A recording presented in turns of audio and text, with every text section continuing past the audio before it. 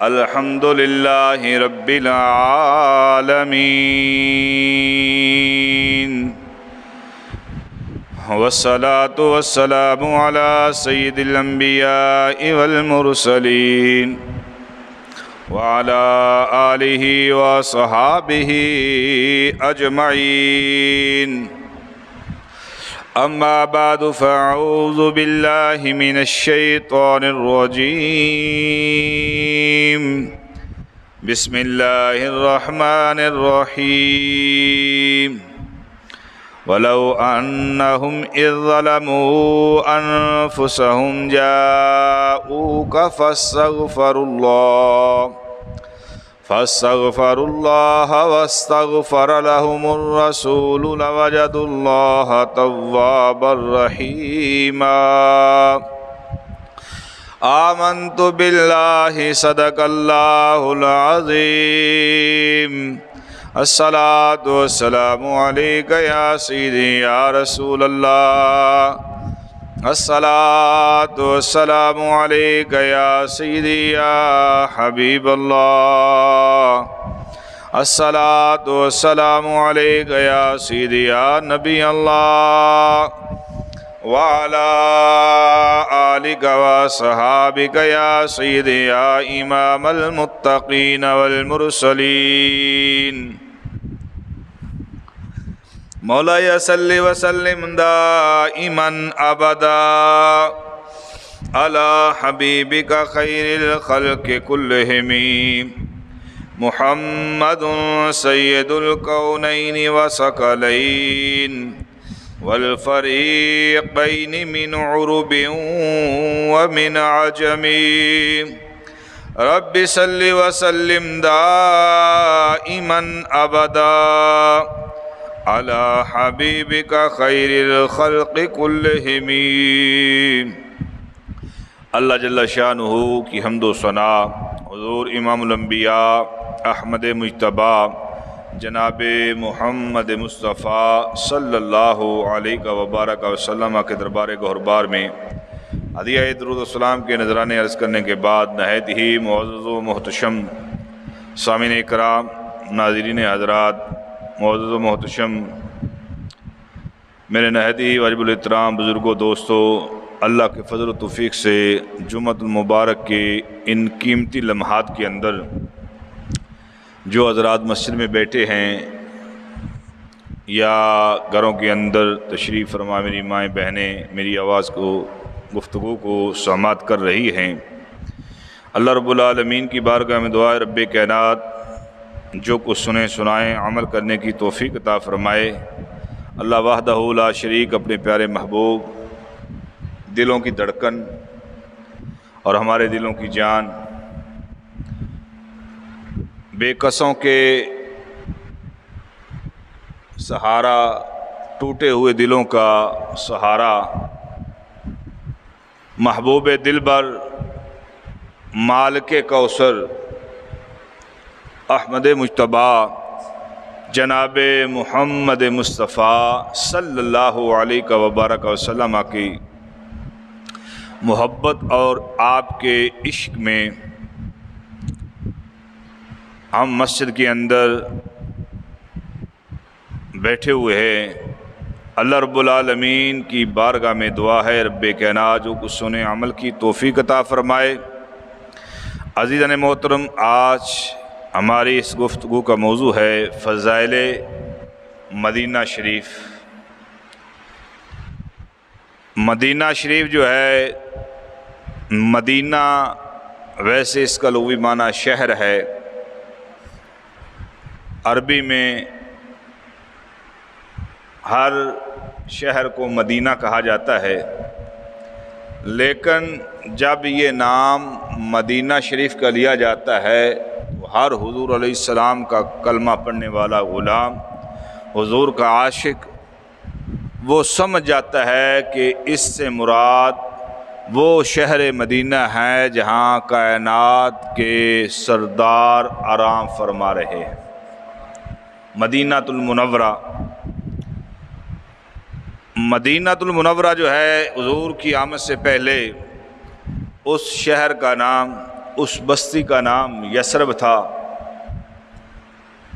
اور یثرب کہا جاتا ہے بیماریوں کا گھر۔ لیکن جب میرے اور آپ کے آقا صلی اللہ علیہ وآلہ وسلم آپ ہجرت فرما کے وہاں تشریف لے گئے، اب وہ جگہ یثرب نہ رہی، بلکہ اللہ نے محبوب کی برکت سے اس کو مدینہ شریف بنا دیا۔ وہ بیماریوں کا گھر جو تھا، وہ حضور کی آمد، حضور علیہ السلام کی جلوہ گری، حضور کی تشریف آوری کی برکت سے وہ یثرب نہ رہا، بلکہ وہ مدینہ طیبہ طاہرہ بن گیا۔ عزیزان محترم، مدینہ شریف کے مختلف نام ہیں۔ مدینہ شریف جو ہے، اس کو مدینہ شریف بھی کہا جاتا ہے، اس کو طیبہ بھی کہا جاتا ہے، اس کو طیبہ بھی کہا جاتا ہے، اور اس کے علاوہ اور بھی اس کے بہت سارے نام ہیں۔ نبی کریم علیہ السلام نے فرمایا کہ میں نے مدینے کے درمیان جگہ کو حرم قرار دیا ہے، جس طرح ابراہیم علیہ السلام نے مکہ شریف کو حرم قرار دیا تھا، تو میں نے مدینے کی جگہ کو حرم قرار دے دیا۔ یہ میرے اور آپ کے آقا کریم علیہ السلام لجپال آقا کا فرمان عالی شان۔ فرمایا کہ یمن کو فتح کیا جائے گا، حضور علیہ السلام نے فرمایا یمن کو فتح کیا جائے گا، تو ایک قوم آئے گی جو اونٹوں کو ہانک رہے ہوں گے، ایک قوم آئے گی جو اونٹوں کو ہانک رہے ہوں گے، اپنے اہل اور لوگوں کو اٹھائے ہوئے، جو ان کے فرما بردار ہوں، جو ان کے فرما بردار ہوں، یعنی مدینہ چھوڑ دیں گے، حالانکہ مدینہ ان کے لیے بہتر ہے اگر ان کو سمجھ ہو۔ اور فرمایا شام فتح کیا جائے گا تو لوگ آئیں گے، اونٹوں کو ہانک رہے ہوں گے، اور فرمایا مدینہ ان کے لیے بہتر ہوگا اگر یہ جانتے ہوتے۔ حضور علیہ السلام نے فرمایا عراق کو فتح کیا جائے گا، ایک قوم آئے گی جو اونٹوں کو ہانک رہے ہوں گے، اپنے اہل اور ان لوگوں کو اٹھائے ہوئے، جو ان کے فرما بردار ہوں گے، حالانکہ مدینہ شریف جو ہے ان کے لیے بہتر ہے اگر وہ اس کو جانتے۔ نبی کریم علیہ السلام کا فرمان علی شان، آقا کریم علیہ السلام نے فرمایا کہ یہ میرا مدینہ، ہائے ہائے کیا شان ہے جب حضور فرما رہے ہیں یہ میرا مدینہ۔ حضور علیہ السلام نے فرمایا کہ ھذا مسجدی، یہ میری مسجد ہے۔ کوئی کہہ سکتا ہے آج بڑے سے بڑا کوئی مفتی ہو، بڑے سے بڑا کوئی مفکر ہو، بڑے سے بڑا کوئی چودھری لے لیں تو کوئی یہ نہیں کہہ سکتا کہ میری مسجد ہے۔ کسی کے اندر یہ دم نہیں کہ جو یہ کہے کہ میری مسجد ہے، کوئی نہیں کہہ سکتا، چاہے اس نے بنائی ہی کیوں نہ ہو، اس نے زمین جگہ جو ہے وہ وقف کی ہی نہ ہو، جو بھی ہے بندہ جگہ بھی وقف کر دے، مسجد عالی شان عمارت بھی بنا دے، اور اس میں کسی چیز کی کمی بھی نہ ہو، لیکن وہ بندہ یہ نہیں کہے گا کہ میری مسجد ہے۔ جب بھی بولے گا کہے گا یہ اللہ کا گھر ہے، یہ اللہ کا گھر ہے، میری مسجد یہ نہیں کہے گا۔ لیکن قربان جائیے نبی کریم علیہ السلام فرماتے تھے کہ ھذا مسجدی، یہ میری مسجد، یہ میری مسجد، یعنی مسجد نبوی شریف کے بارے میں آقا کریم علیہ السلام فرماتے تھے کہ میری مسجد۔ تو آقا کریم علیہ السلام نے فرمایا کہ صلاۃً فی مسجدی ھذا افضل من الف صلاۃ فیما سواہ الا المسجد الحرام۔ فرمایا نماز پڑھنا میری مسجد میں، نماز پڑھنا میری مسجد میں یہ افضل ہے۔ فرمایا 1000 نمازوں کا ثواب جس نے میری مسجد میں نماز پڑھی، میرا رب اسے 1000 نمازوں کا ثواب عطا فرماتا ہے۔ 1000 نمازوں کا ثواب۔ فرمایا جس نے میری مسجد میں نماز پڑھی اللہ اس کو 1000 نمازوں کا ثواب عطا کرتا ہے، سوائے الا المسجد الحرام، سوائے مسجد حرام کے۔ فرمایا مسجد حرام کے علاوہ باقی جتنے بھی روئے زمین ہیں، جتنی بھی مساجد ہیں، فرمایا تمام مسجدوں میں نماز پڑھیں تو اتنا ثواب نہیں جتنا ثواب رب کائنات میری مسجد میں نماز پڑھنے کا عطا فرماتا ہے۔ 1000 نمازوں کا ثواب۔ جس نے ایک نماز پڑھی، یہاں تو پڑھے ہم جماعت کے ساتھ، تو فرمایا 25 گنا یا 27 گنا نماز کا ثواب ہے، لیکن جب مسجد نبوی شریف میں نماز پڑھیں تو وہاں 1000 نمازوں کا ثواب ملتا ہے، اور پھر سوائے مسجد حرام کے وہاں 1,00,000 نماز کا ثواب۔ قربان جائیے، نبی کریم علیہ السلام نے فرمایا صلاۃً فی مسجدی ھذا کالفی صلاۃ فیما سواہ الا المسجد الحرام وصیام شہر رمضان بالمدینہ۔ فرمایا جس طرح میری مسجد میں نماز پڑھنا 1000 نمازوں کا ثواب ملتا ہے، فرمایا ایسے ہی رمضان المبارک کے روزے رکھنا مدینہ شریف کے اندر، رمضان المبارک کے روزے رکھنا مدینہ شریف کے اندر کا صیام الف شہر رمضان، یہ ایسے ہی ہے جیسے رمضان کے 1000 مہینے کے روزے رکھے بندہ اپنا مسجد نبوی کے علاوہ 1000 مہینے کے روزے رکھے تو جتنا 1000 مہینے روزے رکھنے پہ رب کائنات ثواب عطا فرماتا ہے، فرمایا ایک رمضان کے روزے میری مسجد میں رکھنا اللہ 1000 مہینے جتنا ثواب عطا فرماتا ہے۔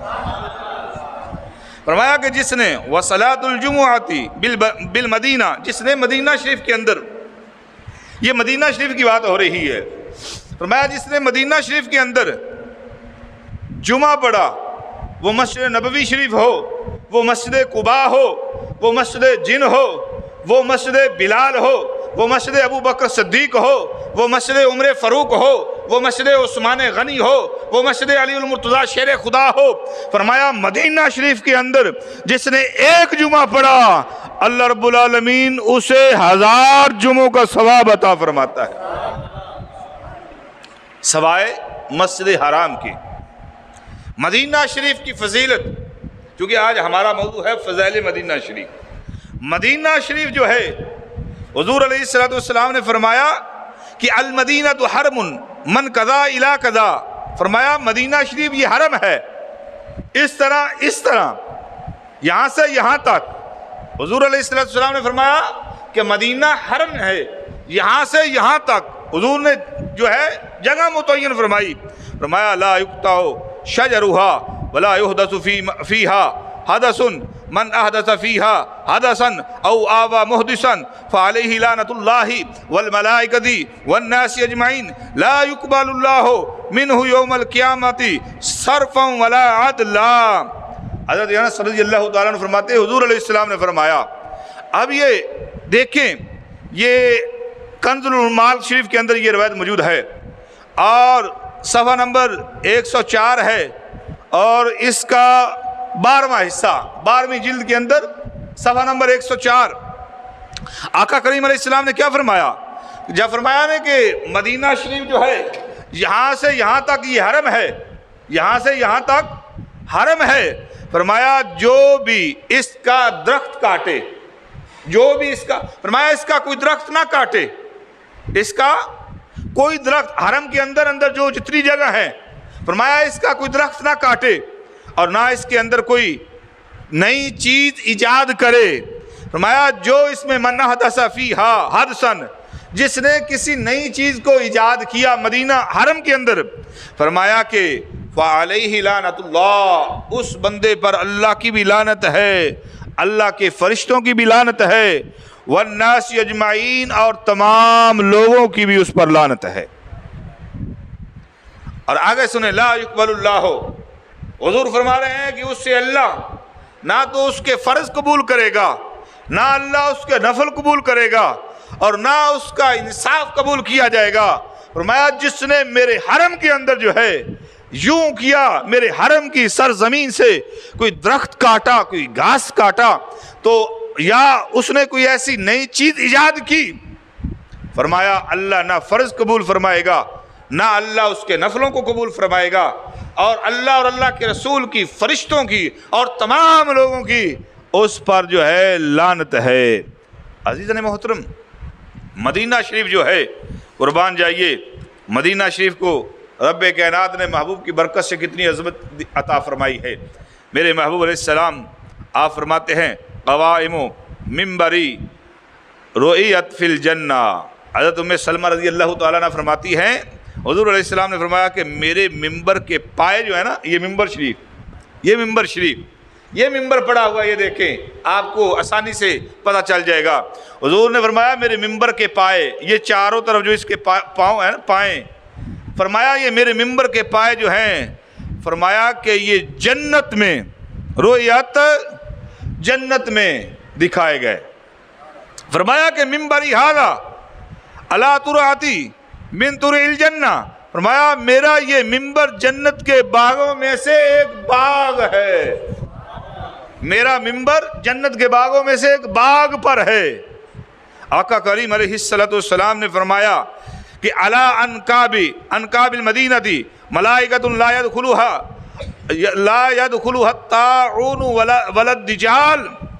حضور علیہ السلام نے فرمایا کہ مدینہ کے راستوں پر، مدینہ شریف جو ہے، اس مدینے کے راستوں پر فرمایا اللہ نے ایک سیکیورٹی نظام بنایا ہے، سیکیورٹی نظام۔ فرمایا میرے مدینہ شریف کے راستوں پر رب کائنات نے فرشتوں کو کھڑا فرما دیا۔ اب سیکیورٹی چیک کریں، فرمایا مدینہ شریف کے راستوں پر جو ہے رب کائنات نے فرشتوں کو کھڑا کر دیا ہے۔ فرشتوں کی ڈیوٹی کیا ہے؟ فرشتے کھڑے ہو کر وہاں کرتے کیا ہیں؟ فرمایا لا يدخلوها، فرمایا وہ کھڑے اس لیے ہیں کہ وہ نہ تو طاعون کو، یہ طاعون بیماری ہے، نہ مدینہ شریف کے اندر اس بیماری کو داخل ہونے دیتے ہیں، ولد دجال، اور نہ ہی مدینہ شریف کے اندر دجال کو داخل ہونے دیں گے۔ یہ سیکیورٹی نظام، مدینہ شریف کوئی معمولی جگہ نہیں، مدینہ شریف وہ ہے جو پہلے یثرب تھا، لیکن آقا کریم علیہ السلام کی آمد اور حضور کی برکت سے رب کائنات نے یثرب کو مدینہ بنا دیا ہے۔ اب یہ جو ہے وہاں پہلے اس جگہ کا نام جو یثرب تھا بیماریوں کا گھر تھا، لیکن میرے اور آپ کے آقا کی برکت سے اللہ نے اب اس زمین کو یہ شرف بخشا ہے کہ وہاں کی خاک بھی شفا والی بن گئی ہے۔ وہاں کی خاک جو ہے وہ بھی شفا والی ہے، خاک شفا ہے۔ وہاں کوئی بیمار جائے تو اللہ اس حرم کی سرزمین کی برکت سے، مدینہ شریف کی برکت سے، وہاں کی خاک کی برکت سے اللہ اس بیمار کو بھی شفا عطا فرماتا ہے۔ اب حضور نے فرمایا سیکیورٹی نظام، فرمایا کہ اس کے اندر رب کائنات نے فرشتوں کو کھڑا کر دیا ہے، فرشتوں کی ڈیوٹی ہے۔ فرمایا وہ فرشتے نہ تو اس کے اندر طاعون کو داخل ہونے دیتے ہیں، اور نہ ہی اس مدینہ شریف کے اندر جو ہے دجال کو داخل ہونے دیں گے۔ فرمایا قیامت کے قریب جو ہے دجال جب آئے گا وہ دنیا کا چپا چپا پھرے گا، ہر جگہ پہ جائے گا۔ فرمایا کہ سوائے حرمین کے، حرمین شریفین، فرمایا نہ تو مکے کی سرزمین یعنی حرمین کے اندر اور نہ مدینہ شریف کی حرم کی جگہ کے اندر جو ہے وہ دجال کی مجال ہی نہیں کہ وہاں داخل ہو جائے، کیونکہ رب نے فرشتوں کو کھڑا کر دیا ہے، اور جب وہ وہاں کا رخ کرے گا فرشتے اس کا رخ وہاں سے پھیر دیں گے۔ او میرے بھائیوں بتاؤ، جس جگہ طاعون مرض جو ہے، بیماری جو ہے یہ داخل نہ ہو سکے، جس جگہ پر دجال نہ جا سکے، وہاں بتاؤ کیا کرونا داخل ہو سکتا تھا؟ بولو بولو بولو بولو۔ طاعون جس کا ذکر حدیث مبارکہ کے اندر آیا ہے وہ وہاں داخل نہ ہو سکے تو یہ کرونا کہاں سے آ گیا؟ اب پوچھا جائے ان حرم کے مفتیوں کو جو یہ فتوے لگاتے ہیں کہ بیماریاں اللہ دینے والا ہے، اللہ کی طرف سے آتی ہے جو بھی مصیبت آئے۔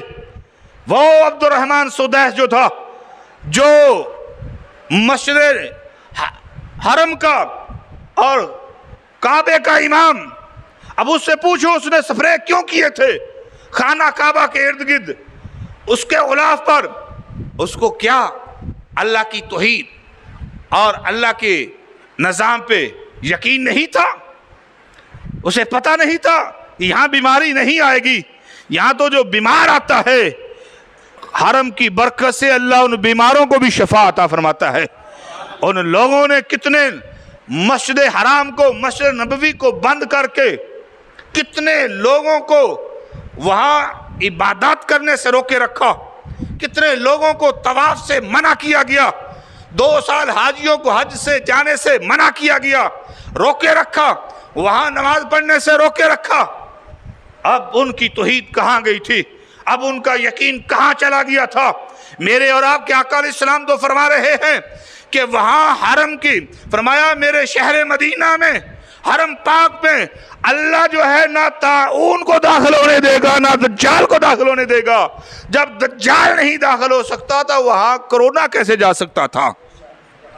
لیکن مسئلہ یہ نہیں ہے، مسئلہ صرف ڈالروں کا تھا، مسئلہ صرف یہود و نصارہ کو خوش کرنے کا تھا، مسئلہ یہ تھا کہ اللہ کی مخلوق کو، خلق خدا کو عبادات سے روکا جائے، خلق خدا کو طوافوں سے روکا جائے، خلق خدا کو زیارت حرمین شریفین سے منع کیا جائے۔ مسئلہ جو ہے یہ نہیں تھا کہ وہاں بیماری لگ جائے گی، لیکن مسئلہ صرف یہ تھا کہ انہوں نے اپنے جو ہے یہود و نصارہ کو خوش کرنا تھا۔ عزیزان محترم، نبی کریم علیہ السلام نے فرمایا غبار المدینۃ شفاء من الجذام، حضور نے فرمایا مدینہ شریف کا غبار جو ہے، غبار المدینہ، مدینہ شریف کا جو غبار ہے، فرمایا یہ برس کی بیماری سے شفا کا ذریعہ ہے۔ برس، جذام، کوڑ کا مرض، فرمایا جس کو یہ بیماری لگی ہوئی ہو، فرمایا وہ مدینہ کا غبار جو ہے جب اس پہ پڑ جائے، مدینہ کا غبار، فرمایا غبار پڑنے پہ اللہ اس کی بیماری کو دور فرما دیتا ہے۔ غبار المدینہ دے یبری الجذام، حضور نے فرمایا کہ مدینہ کا غبار جو ہے یہ جذام کو صحیح کرتا ہے، جذام کو ٹھیک کرتا ہے، یعنی بیماری دور کر دیتا ہے۔ آگے فرمایا غبار المدینہ دے یطفئ الجذام، فرمایا مدینہ شریف کا غبار جو ہے یہ جذام کو بجھا دیتا ہے۔ مطلب یعنی یہ بیماری جو ہے جذام کی، برس کی، فرمایا یہ بیماری جس بندے کو ہو وہ میرے مدینے میں آ جائے اور اس پر مدینے کی خاک پڑ جائے، تو فرمایا مدینے کی خاک جو ہے اللہ اس خاک کی برکت سے اس جذام اور برس کی بیماری سے مریض کو شفا عطا فرمائے گا۔ عزیزان محترم، دیکھیے یہ مدینہ شریف جو ہے اس کی کتنی فضیلت ہے۔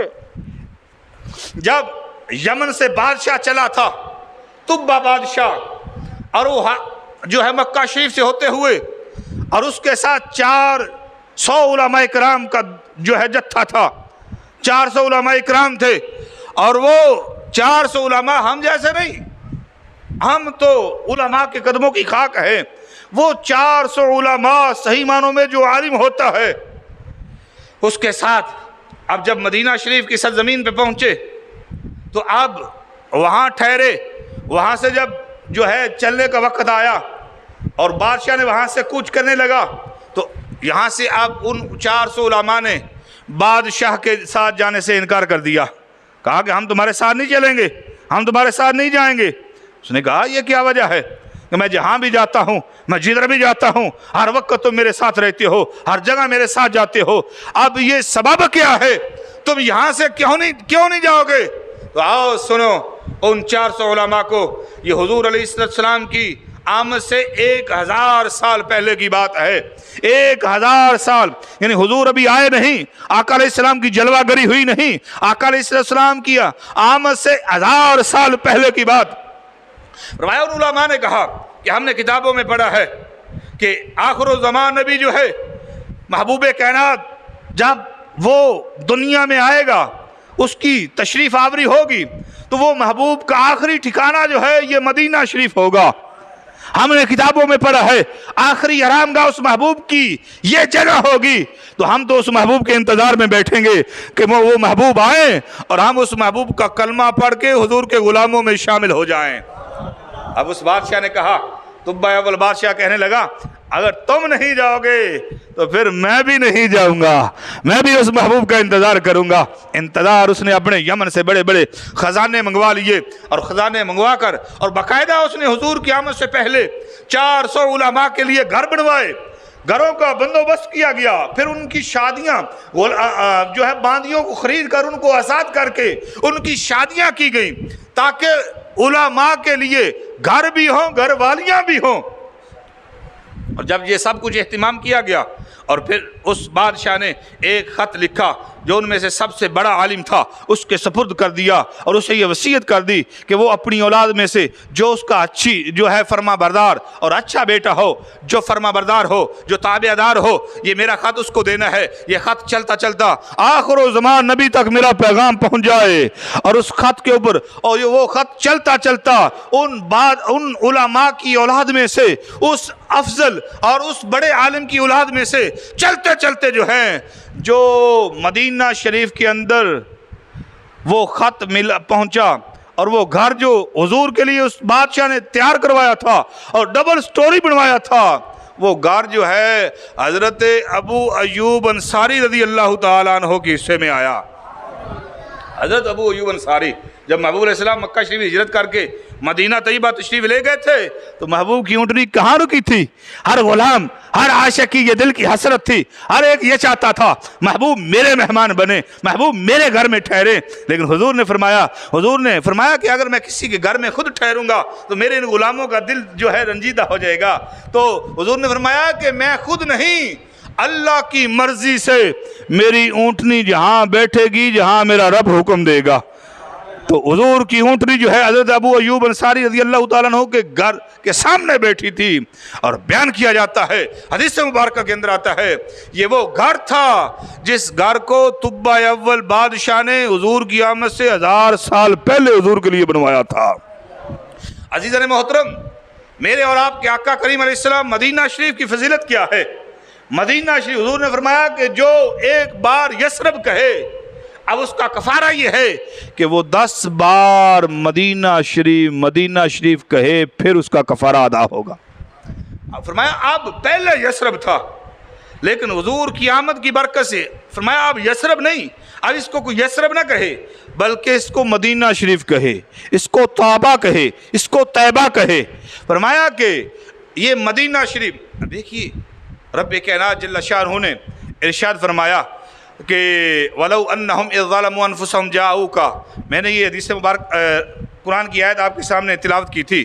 فرمایا کہ اے لوگو اگر جب تم اپنی جانوں پہ ظلم کر بیٹھو، جب تم اپنی جانوں پہ ظلم کر بیٹھو، فرمایا جاؤوک، میرے محبوب کی بارگاہ میں آ جاؤ، میرے محبوب کی بارگاہ میں آ جاؤ، فاستغفر اللہ، اللہ سے معافی مانگو، اللہ سے استغفار کرو، فاستغفر اللہ واستغفر لهم الرسول، اور میرا محبوب تمہاری سفارش کر دے، محبوب کی وسیلے سے دعا مانگو، محبوب کے وسیلے سے دعا مانگو۔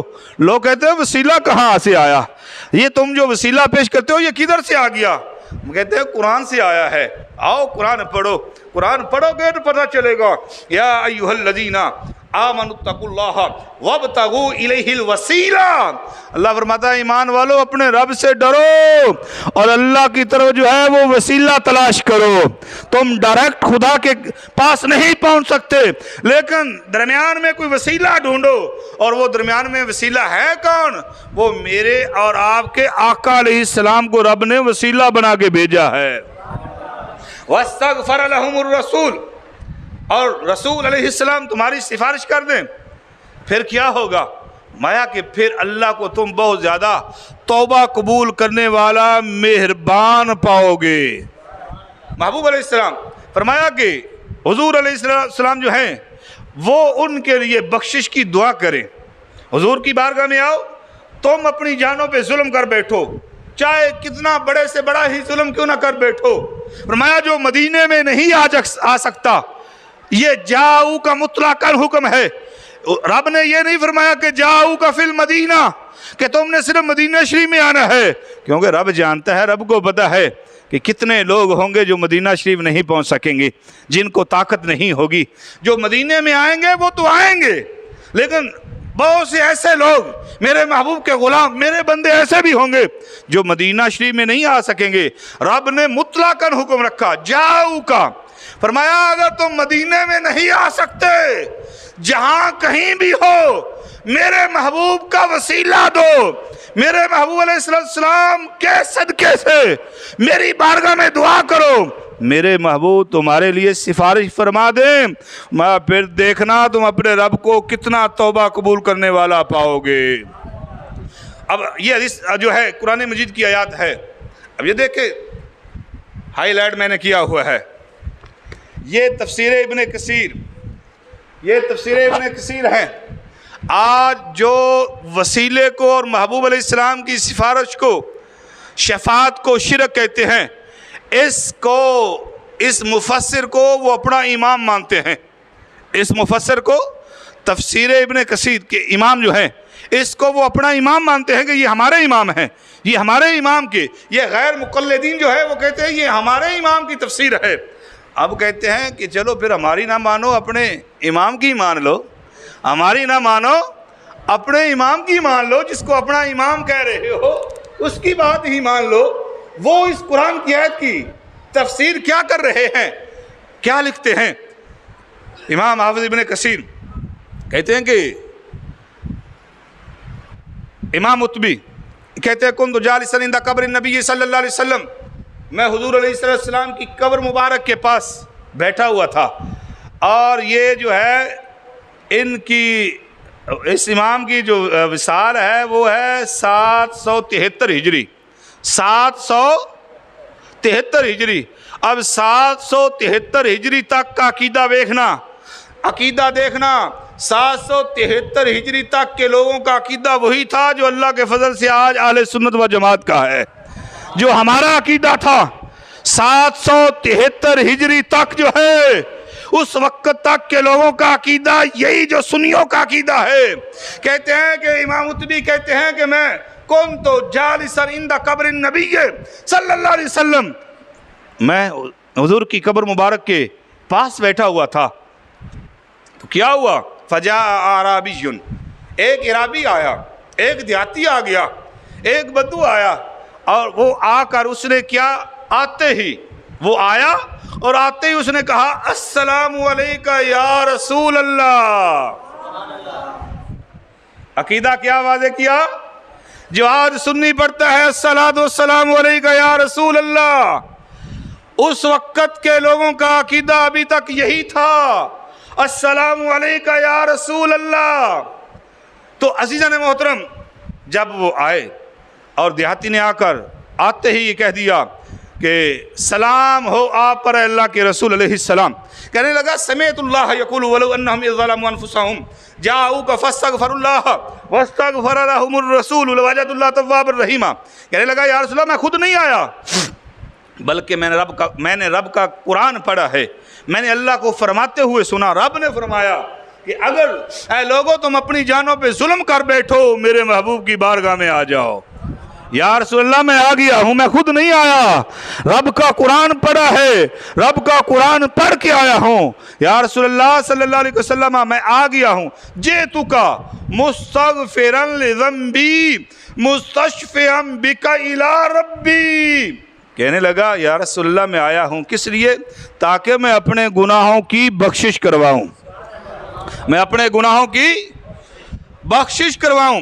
اب یہی روایت جو ہے، جب غیر مقلدین عرب کے مفتیوں نے اس کا ترجمہ کیا تفسیر کا، اب اس کے اندر ڈنڈی مار گئے.